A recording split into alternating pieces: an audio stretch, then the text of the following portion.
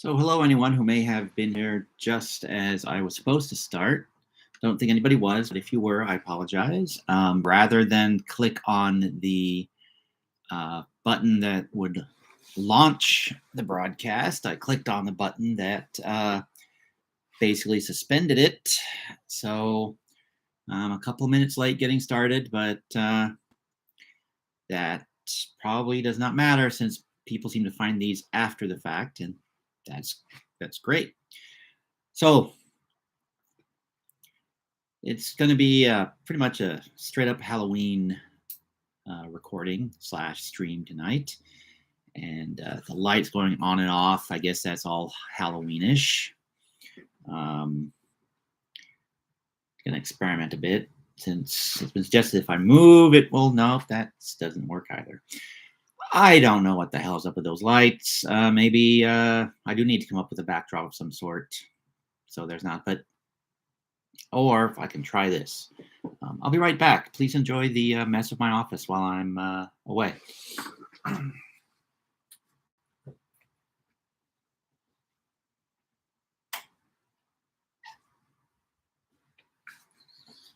All right.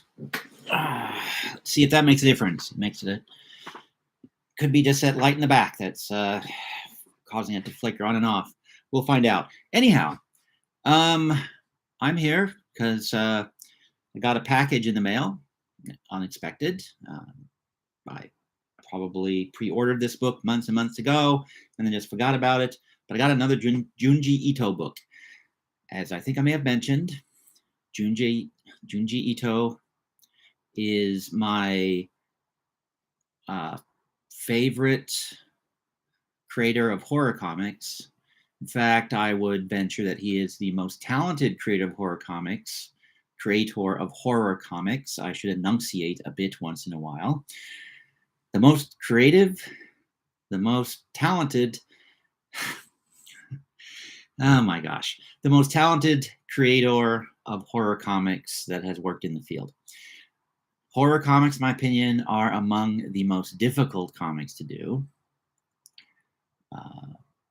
Because unlike fiction, people create the horror in their own minds, but on comics, it's there on the page in drawings for you. In film, horror is generated because you never know. Generalizing here, horror is generated by you not knowing what's happening next, what is around that corner, what is in that shadow or behind that door. You just don't know. In comics, the next panel is kind of always right there in your peripheral vision. Like, just got to open up to a random page here, so you can kind of, as you're reading the book, you kind of see the whole page, so you know what's coming, even if you're not really trying to know. And yeah, well done comics, which are increasingly rare. Well done comics, there will be kind of a cliffhanger as you get to the end of each page, and then it continues on. But even so, you have the book open. There's kind of a preview of what's coming up. So it's hard to do effective horror comics. Junji Ito does very effective horror comics. Junji Ito at his worst is better than a lot of famous comic creators at their best. I suspect people that read manga, however that's pronounced, Japanese comics, people who read Japanese comics know who Junji Ito is. I would suspect you don't read Japanese comics, you may not know who he is, which is unfortunate, because even if you don't like Japanese comics, I think Junji Ito's work will appeal to you if you like horror. His style, as I've mentioned in a previous stream, is not quite, is not the stereotypical Japanese comic book art. As the pages I opened to may have shown, I mean, yeah, you can tell that It's got a little bit of that Japanese style to it, but it's a little more general, in my opinion, than a lot of the comics. But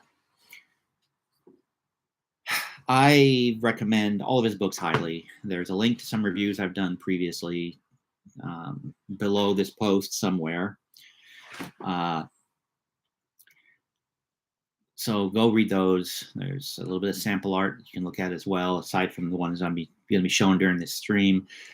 But I've been meaning to write more reviews of his books. I've got 3 that are in progress, varying stages.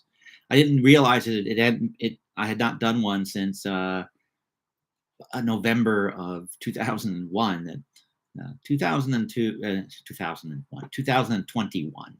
2002 just kind of flew by for me, and only got a fraction of the things I was hoping to get done.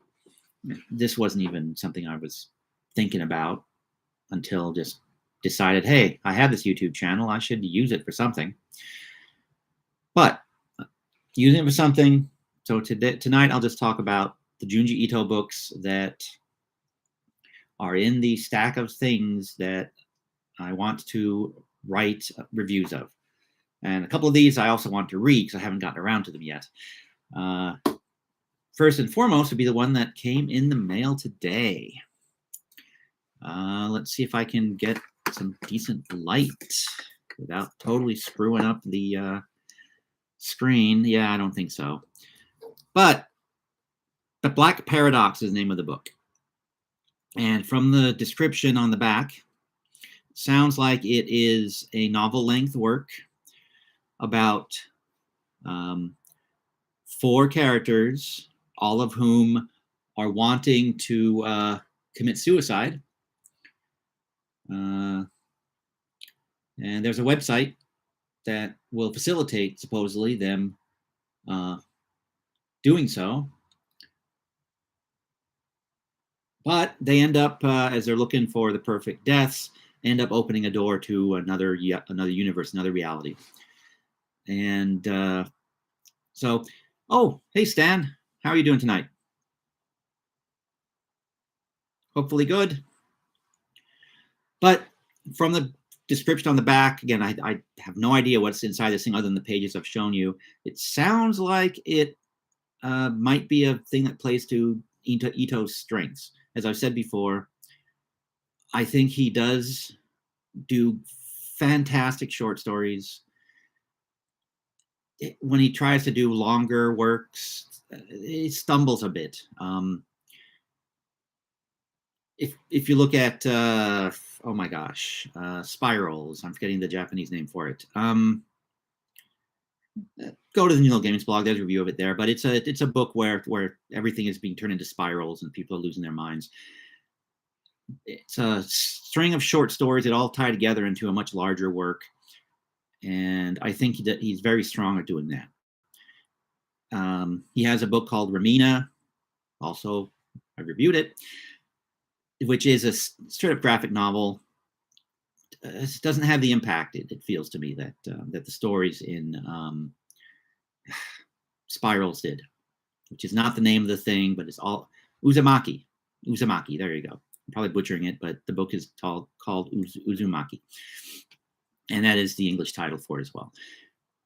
So yeah, hopefully I'll be reading this in the next couple of days. Maybe I'll just, jump over and review this one immediately since it's brand new. And Stan asked if I'd read Tomy. Yes, I have. In fact, I read a lot of the Tomy stories when Comics One was bringing over Junji Ito and translating them way back in the early 2000s. I'm pretty sure that's about when it was. Let's see if there's a date on here that I can find. And these actually, Comics One would get me onto a. I can't find it, but I think it was the early 2000s because there were many years there where I completely ignored all the various Japanese comics, no matter how good they were, because I had seen Akira, which people had told me was a spectacular film, and I found it to be completely stupid. So didn't watch anime, didn't really read much in the way of Japanese comics, other than Masamune Shirow. His stuff I stayed with and always enjoyed, but this was back when Dark Horse was doing it. This was back when, and this is from that time too. It's here because I have yet to review Flesh Colored Horror. I've made some references to it in other reviews. This was I think the fourth book that they put out. They put out the 3 Tomy volumes that didn't quite get all the stories, but I have read all the stories, Stan, because Viz did a big fat doorstopper volume collecting all of them, and yeah, exactly. That's the book that I'm referring to. Oh, you had a small. Oh, so you had a small part in that. What did you do? Yeah, Stan is saying in the side chat that he had a small part in. Just I don't know if people can see or not, so I'm saying what's there. That he had a small part in the complete Tomy volume that Viz did. The Stan being actually works on translations on a number of manga books out there.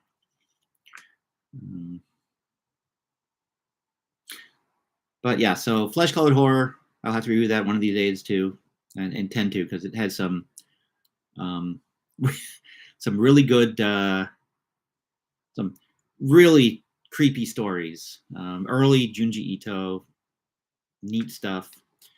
And this is long out of print.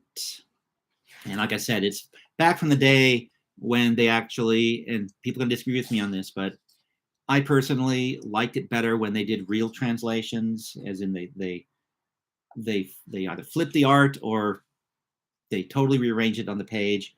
So it read like an English book that it's supposed to read. It read from left to right, front to back, instead of back to front and right to left, the way Japanese reads and the way books published, at least the last 15 years, something like that. They've all not been doing that. What can you do? I mean, I tried to not buy things, didn't work. But nah, and I like Ito too much to not continue to buy the books. Okay, so Stan transcribed the scripts from older printings. Okay, well, more than I did, more than most people did. So the original 3 volumes from Comics 1, I gave them away to somebody or did something stupid with them. I know I didn't have them anymore, which is one reason why I got the big collection. And that's right, it was not very glamorous to transcribe those scripts, but yes, it was a gig. It pays the bills, keeps you in the business, absolutely. But I don't have those original the original 3 volumes from Comics 1. Were there a lot of, do you have any recollection if there were a lot of stories in that Viz collection that weren't in the older version, the older printings? Because when I read it, there was a bunch of stories I recognized and a bunch of stories that I either had forgotten existed or they weren't in the previous English versions. Do you have any sense of how much was first time translations in an official book?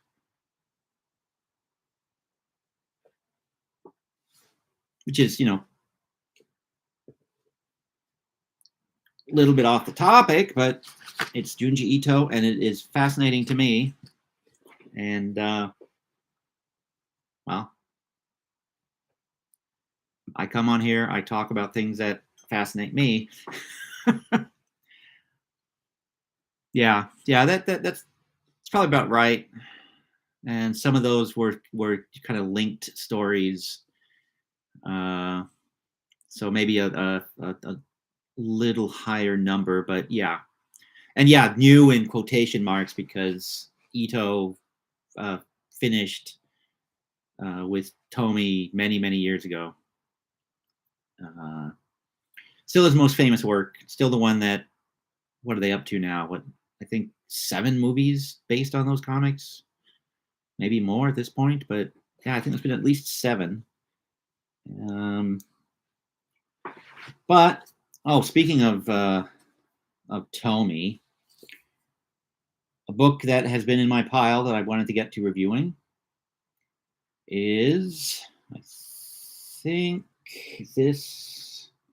No, this is not the one I'm thinking of. This is Fragments of Horror. It's collections of Ito's short stories. And Stan actually gave me a little more Tomy information. That in Japan, the Tomy stories were originally published by different publishers, so collecting them in one book was tough. Yeah, actually, I remember text pieces where he's talking about the various magazines that he was drawing for and writing for early on. So are there rights issues? Are you aware of some with some of these stories, or is it just that there's? Well, I guess there would have been foreign rights issues maybe that still would have been held by someone, and then they had to wait for those to expire to collect them, I suppose.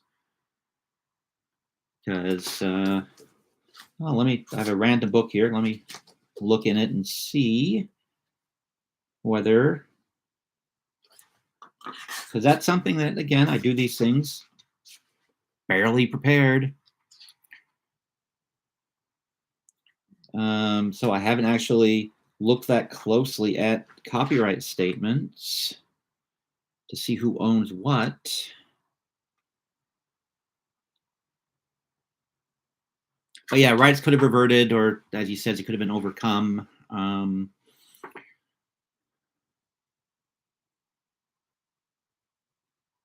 Okay. I have to go back and look at that. Yeah, I have it. It's back on the shelf. I had the Tomy book sitting here for a while, and I was going to talk about it. Maybe I didn't. I'm just forgetting. But when I got the new book, I said, "Hey, let's talk about the things that I haven't written about yet, and I have some of them I haven't really read, or I've read them so long ago I've forgotten really what's in them." Like this one, I remember going, "Wow, yep, this proves Junji Ito does great short stories, and it needs to be reviewed at some point." But I don't think I even started reviewing this one. It's basically this one.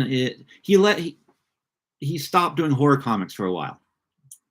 Got tired of the genre.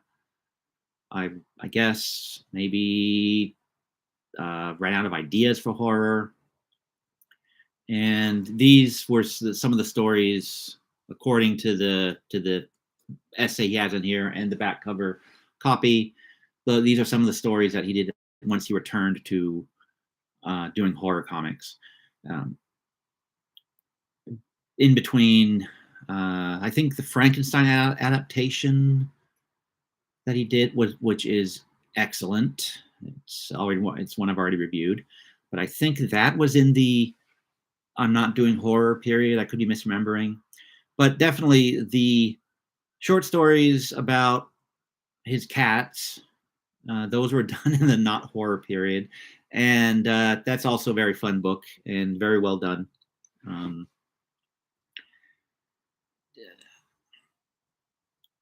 Yeah, I have some minor quibbles with it, but I'm not going to get into that. So this thing, one of the ones that I need to get around to reading, as you can tell, it's a fancy book. It's got a dust cover. The dust cover is reflective, although, there's actually, oh my gosh. I had never noticed that before. So the cover is a takeoff on the famous paintings, The Scream. Blanking on the artist's name right now, but I just noticed that I knew that it was glossy, but I just noticed that the glossy is another picture. It's not just glossy elements. It's, well, look at that. Been on my shelf for 3 years or so at this point. I mean, it was published in 2014. I picked it up a couple of years later, but yeah, I guess I've never really had sort of lights, bright lights shining at this thing at an angle, so I've never noticed this before. I'm sorry, I'm just getting fascinated by this little almost invisible. It again, it captures it ties in perfectly with what's going on in this picture. You've got, as I said, looks like a little bit like the screen, but the bridge, there's eyeballs that make up the bridge lines, and you've got fragments of horror, sort of. Well, I guess it's not backwards. It's backwards because that's what I'm seeing when I'm looking at the screen here. But fragments of horror is kind of shadowed. So yeah, to have a hidden image over the image, that is very cool. Looks like it's a collage of images, actually, which then makes me wonder. Ah, yes, okay. So you take off the dust cover, which there's little pictures on the markers inside, or markers. I use them as bookmarks. But yeah, so this, I believe this kind of invisible, maybe not. Oh yeah, it is, yeah. So that invisible picture actually is the cover of the book inside that is made to shine through on the dust jacket with the way that they've done that. That is, I'm sorry, I goob about graphic design on books, and that to me is a nice touch.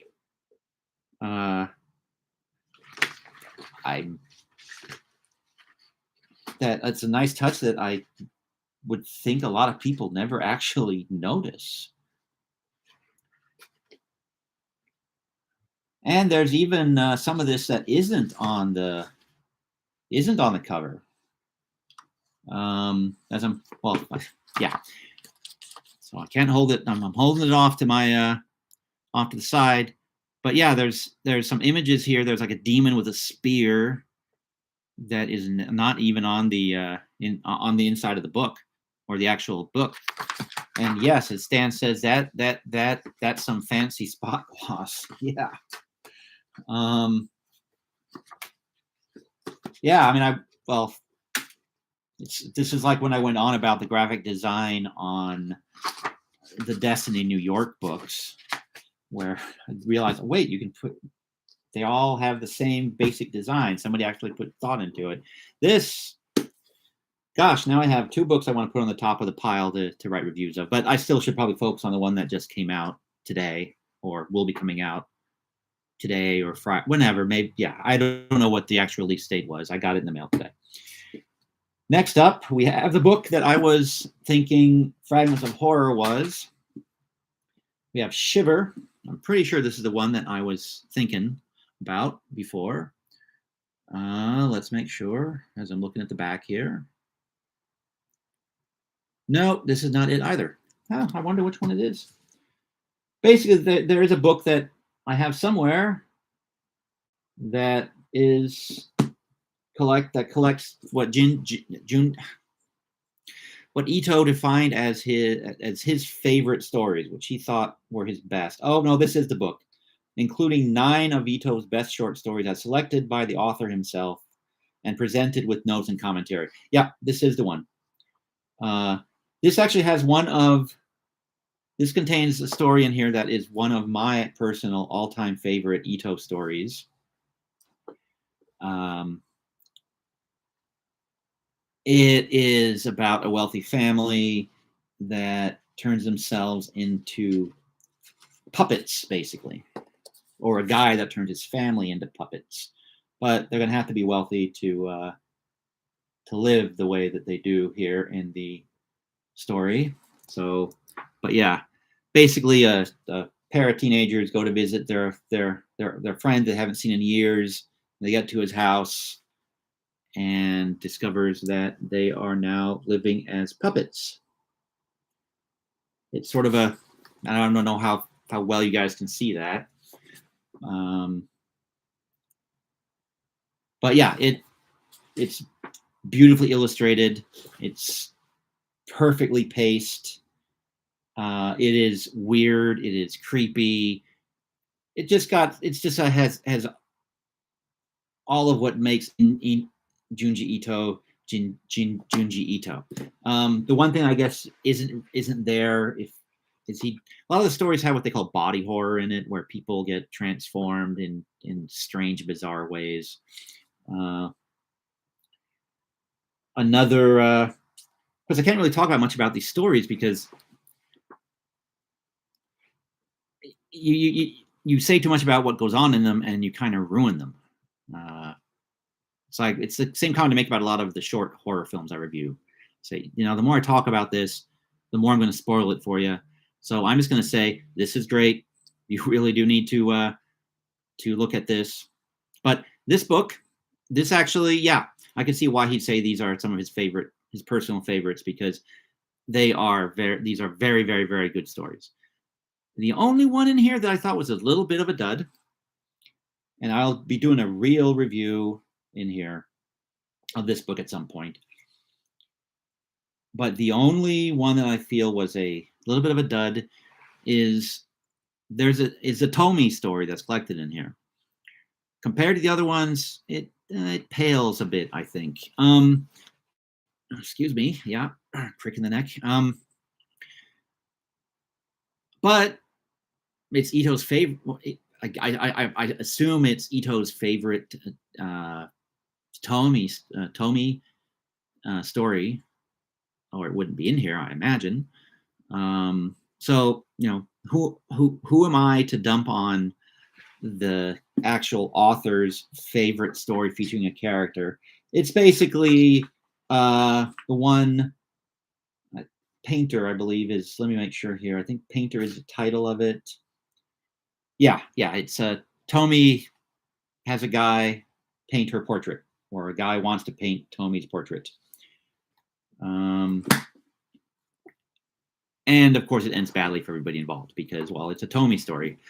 But in my mind, it's not the best of the Tomy stories, and it certainly is not the best of the books and stories in this volume. So it's actually the low point of a really excellent book. It's not bad, it's just not great. And everything else in here, in my opinion, are great horror stories. So Shiver, haven't reviewed it yet, but which means I'll have to reread it, which is no problem because I think Ito is also eminently rereadable. So Shiver, another book I haven't reviewed yet, but must. And by the way, all of these that I'm talking about, if you want some good Halloween reading, these are all perfect books to pick up, and highly recommend it, all of them. So another one that I have not gotten around to yet is another collection of short stories. There's 13 of them in here. I believe, if memory serves, a couple of them are linked by featuring the same characters. Yeah, there's some weird characters that are running sort of a haunted house kind of operation.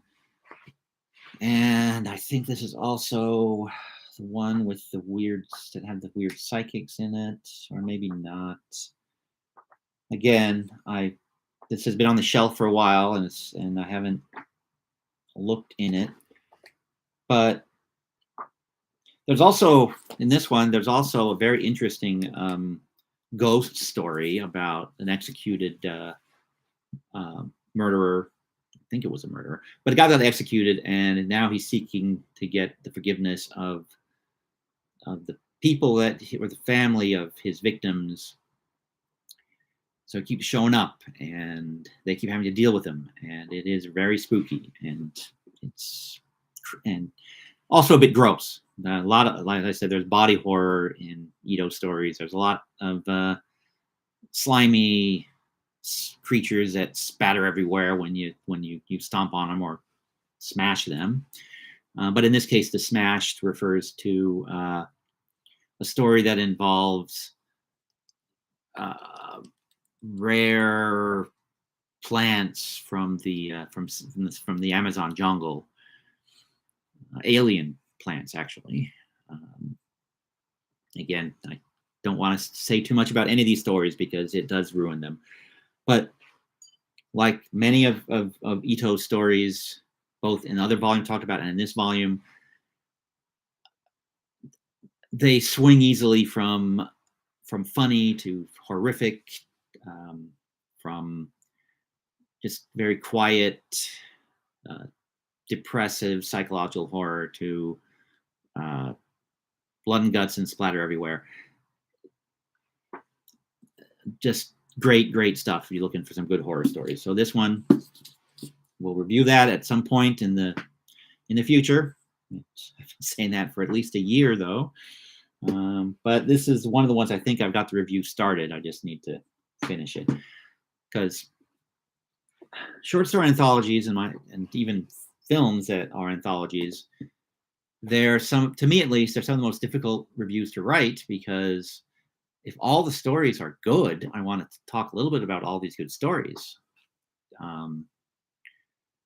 So I get myself bogged down in, okay, what can I talk about without ruining it, especially with these kinds of stories? And I think I might be losing the signal. So maybe there's a lot of pixelation going on. I don't know. I just noticed my internet signal bar just dropped to 0 up above. So sorry, the ghosts apparently don't want their secrets revealed. They're trying to stop me again. Only 2 more books to go, and I'm at about half an hour, which is kind of where I try to target these things. But one that came out, I believe, earlier this year, Deserter, is the name of the book and the name of one of the stories in here, which when I first read it, I was going, it's not as good as some of his others. It's a period piece set about a decade after 1945, or the end of World War II. And it deals with a family that was giving shelter to a deserter from the Japanese army.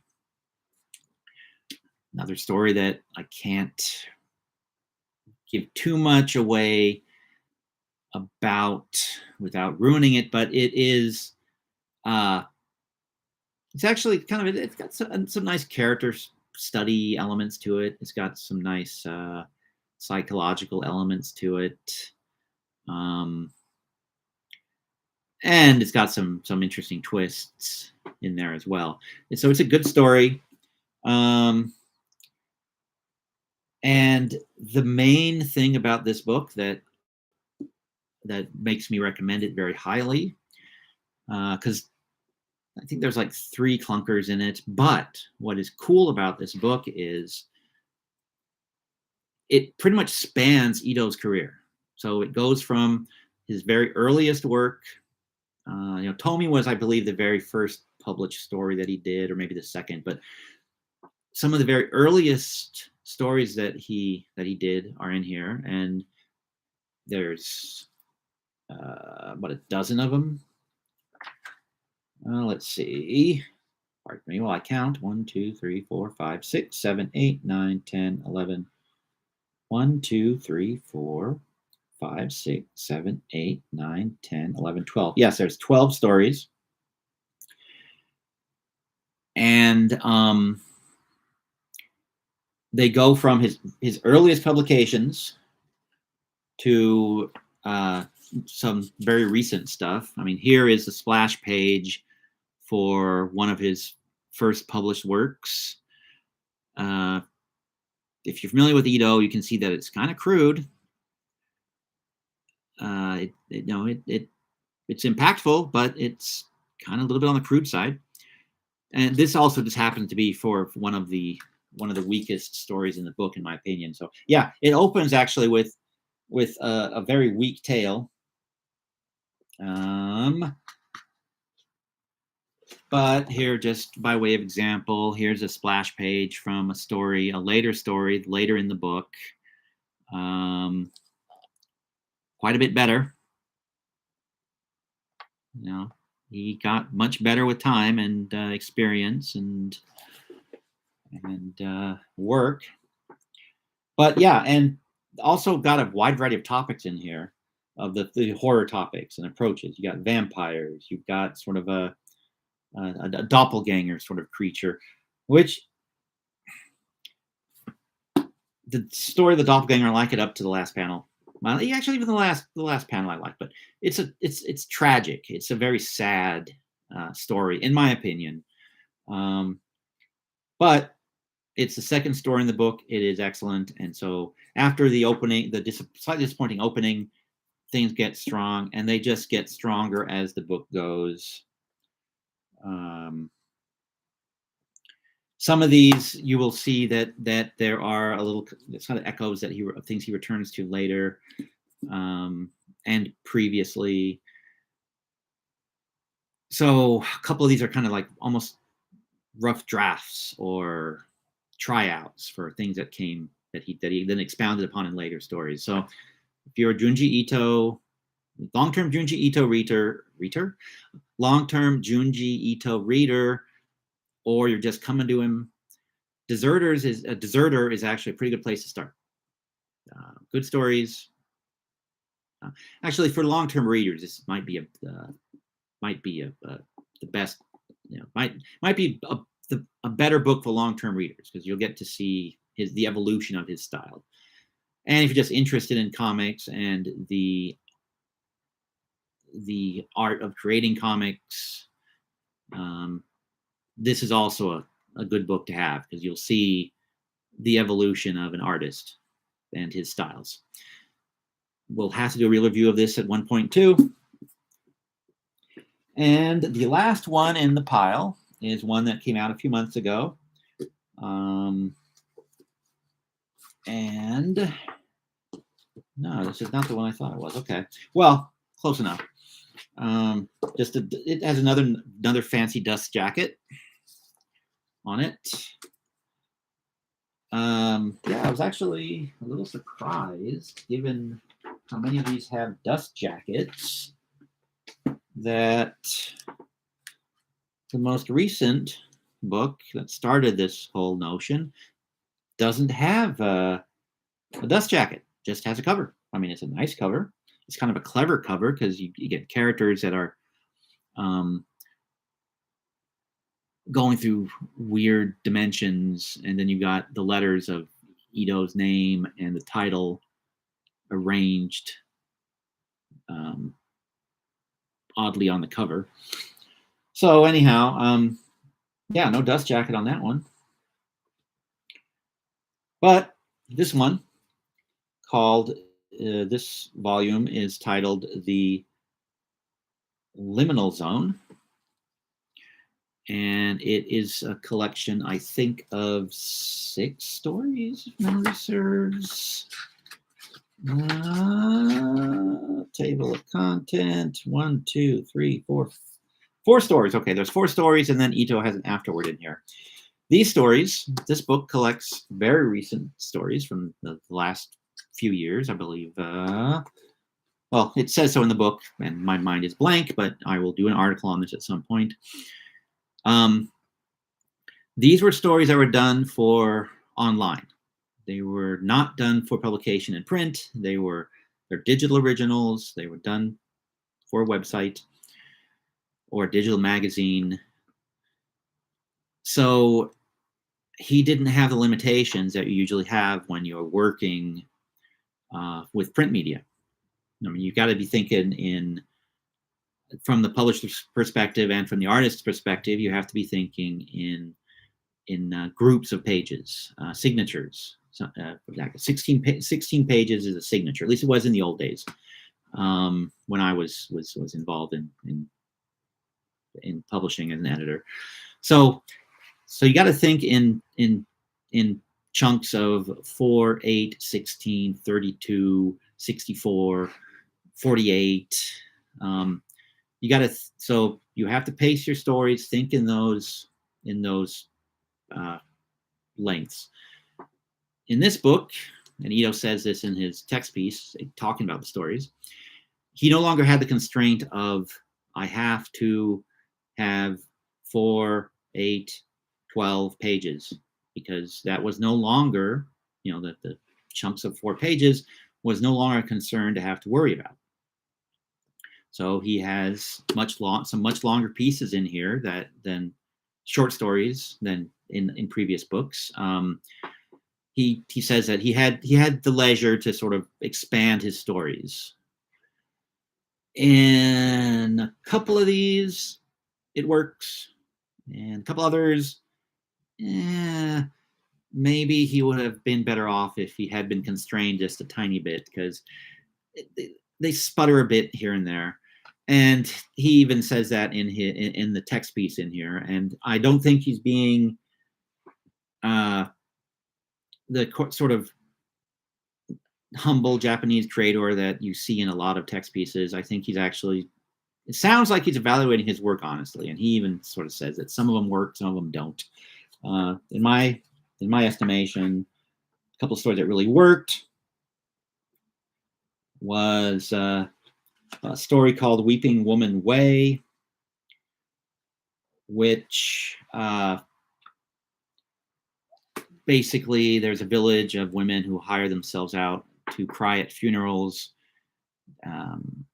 And there is this girl that visits there by chance, and that triggers something in her that basically she's the heir to the legacy of the greatest weeper ever.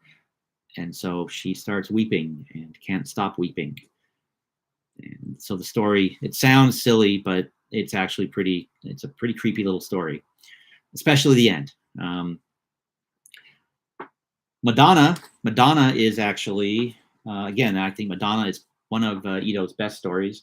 I can see that there might be some points where he would have cut some things out if he had space constraints. I'm in two minds as to whether that would have been good or bad, but Madonna, a girl transfers to a religious school, a Catholic school, sort of. Has a real creepy priest running it. It's got a slightly deranged wife that manages it with him. And the whole place is just off. And our protagonist, this girl that transfers into it, becomes more and more endangered by whatever this strange thing going on at the school is. And I mean, it's early on that it's pretty evident early on that the priest kind of has a slightly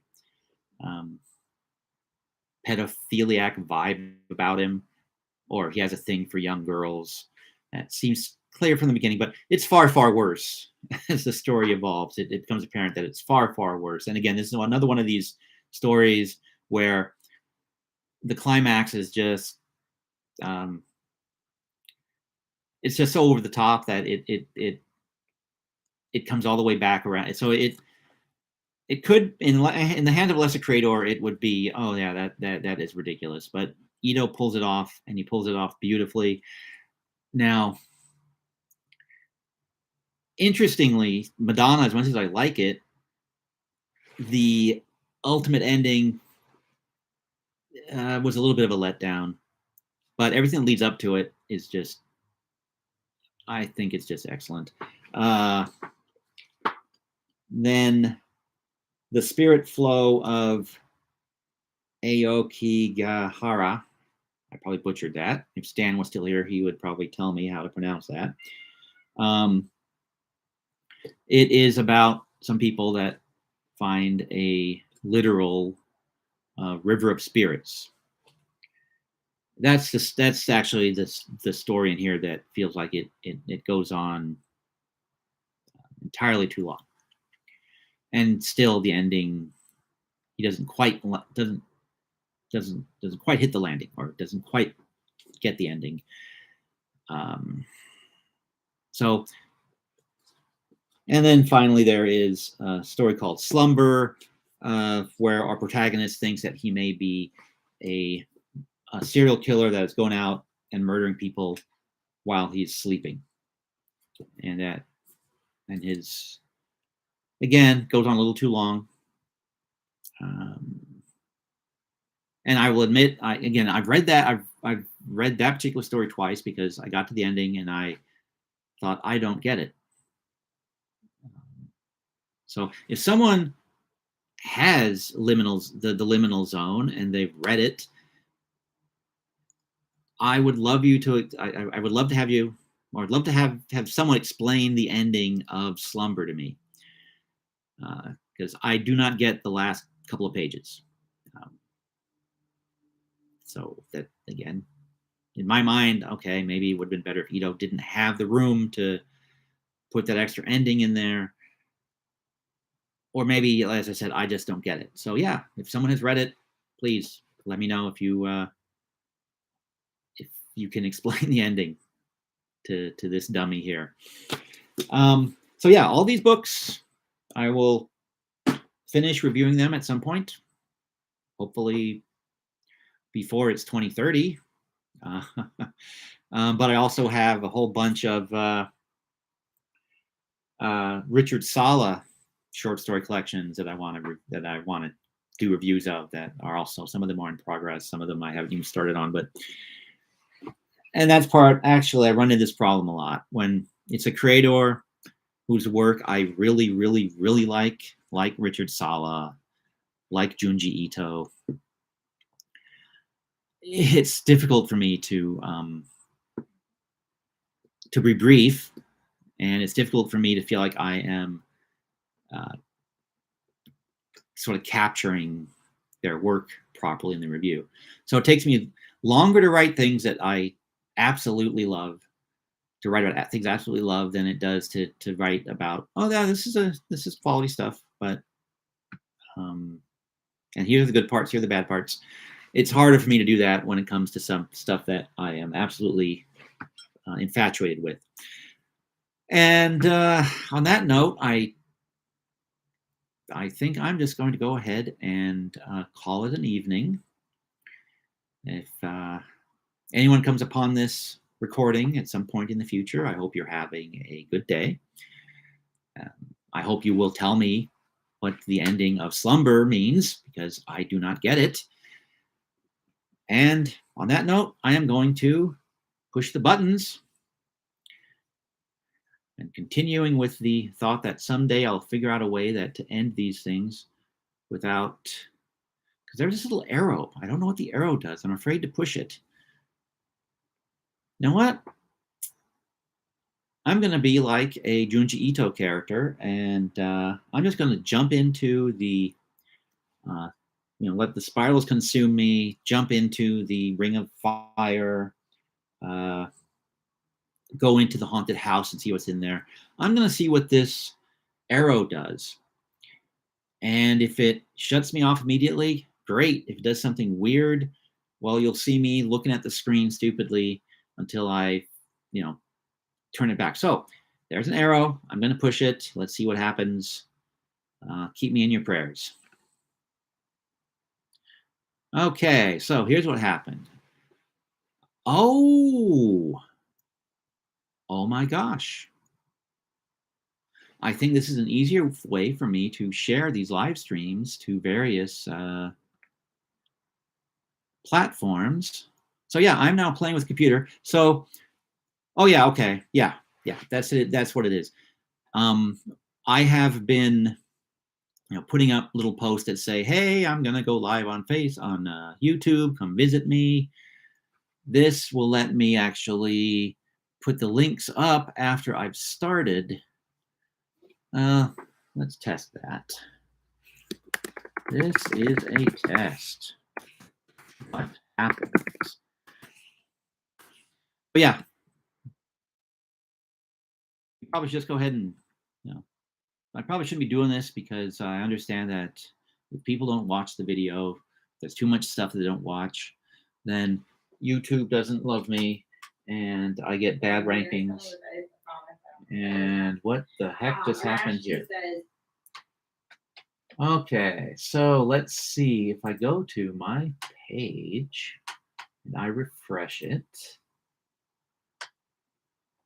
Okay, I'm not stream. Well, it tells me I'm live. Oh, there we go. Yeah, now I'm live. I see the side of my fat head. So let's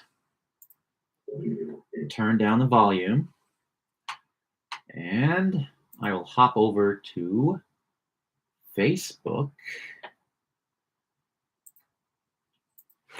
and let's see what Facebook has to offer. Yeah, I was hoping it drinks me out of that bottle, but I'm so busy talking. I don't think I've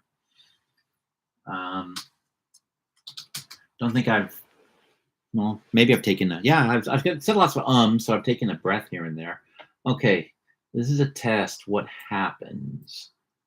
Okay, all it does is, again, it shows me the little Ito drawing, which is from a story called The Whispering Woman.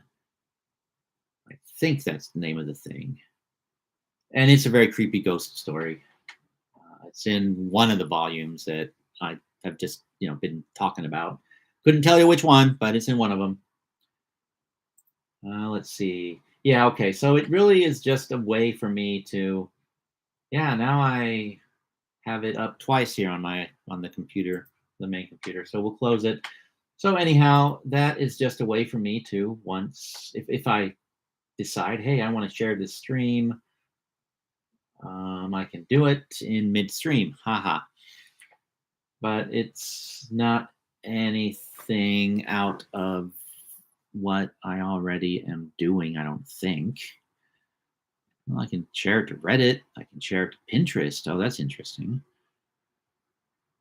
I didn't know you could or would share videos to Pinterest. Share it to Blogger. Share it to LinkedIn. And something called Goo and Mix. Don't know what those are. Tumblr, Skyrock. Don't know what Skyrock is. LinkedIn, Tumblr. Don't have a Tumblr. Something called OK. Something called VK. Kakao Talk, whatever that is.